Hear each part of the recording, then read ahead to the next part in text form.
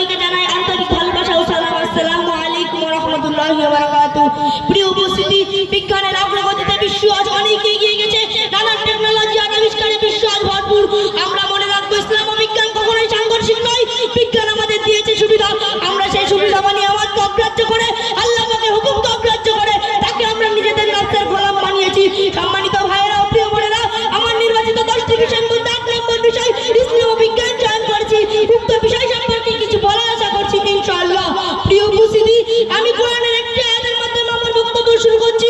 কোরআনের সূরা সাবাতে হযরত দাউদ আলাইহিস সালামকে উদ্দেশ্য করে বলা হয়েছে, ওয়া আলাইনা লাহুল হাদীদ আনিমাল সাবিগাতিন ওয়া কাদির ফি সাদি। অর্থাৎ আমি তার জন্য লোহাকে নরম করে দিয়েছি, পূর্ণাঙ্গ বর্ম তৈরি করা ও পুনরায় মাপ ঠিক রাখো। এর মাধ্যমে বোঝা যায় ধাতু প্রযুক্তি ও বিজ্ঞান ব্যবহার করে মানুষের কল্যাণের যন্ত্র তৈরি করা ইসলাম সম্মত ও বৈধ। মূল বিষয় হলো নিয়ত। নিয়ত যদি সহি হয় তবে সেই প্রযুক্তি ও যন্ত্র নির্মাণ সবের কারণ হতে পারে। এই লক্ষ্য কোটি বৈজ্ঞানিক আবিষ্কার সম্পর্কে আলোচনা 5 মিনিটে সম্ভব নয়, তাই আমি তার মধ্যে থেকে বেছে নিয়েছি মোবাইল ফোনকে। একটু দেখুন, 2007 সালে অ্যাপলের চিফ এক্সিকিউটিভ স্টিভ জবস তার হাতে একটি ছোট্ট ডিভাইস তুলে ধরেন। তিনি বলেন, this is an evolution of the first order to really bring the real internet to your phone.